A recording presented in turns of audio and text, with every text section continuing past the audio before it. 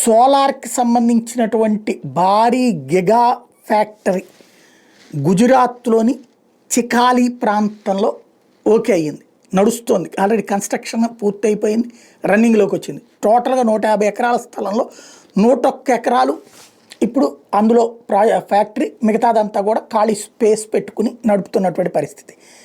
ఇది ఆంధ్రాకి ఒక చక్కటి ఆపర్చునిటీ. అక్కడ గుజరాత్కి రెండు, ఒకటి మండుటెండలు ఉంటాయి, దాని ఇంపాక్ట్ సోలార్ పవర్కి ఉపయోగపడుతుంది, ఎడారి ప్రాంతం ఉంది కాబట్టి. ఎట్ ద సేమ్ టైం సముద్ర తీర ప్రాంతం కావడం వల్ల వాణిజ్య అవసరాలకి పవర్ ఎక్కువ అవసరం అవుతుంది, ఈ పవర్ అటు వినియోగం అవుతుంది. ఆంధ్రప్రదేశ్లో ఇట్లాంటి అవకాశం ఉంది.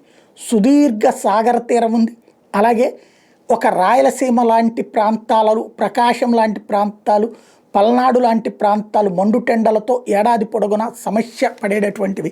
దాన్ని సద్వినియోగం చేసుకుంటే దాన్ని రూపాయిగా మలుచుకోవచ్చు. అదే సోలార్ పవర్. ఏదో బడా సంస్థలకి మాత్రమే కాకుండా చిన్న చిన్న సంస్థలను కూడా ప్రోత్సహించి, ప్రజల్ని కూడా ప్రోత్సహించి, ఇప్పుడు ఇళ్ల పైన పెడతామంటున్నారు, ప్రతి ఒక్కరిని ప్రోత్సహించండి, ప్రతి రైతుని ప్రోత్సహించండి, ప్రతి చోట నుండి పవర్ తీసుకోండి.